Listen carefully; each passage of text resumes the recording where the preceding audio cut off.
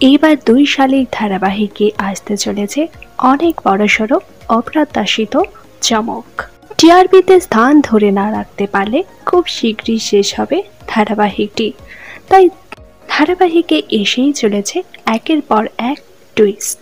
ঝিলিককে আঁকি ভেবে বসে রয়েছে দেবা, আর নিজের স্ত্রী ভেবে ভুল করছে সে।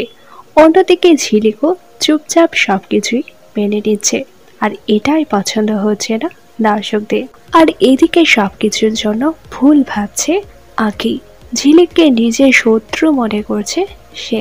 তবে এই সমস্ত ভুল বোঝাবুঝি আর বেশি দিন নয়, কারণ নববর্ষেই আসতে চলেছে নতুন টুইস্ট।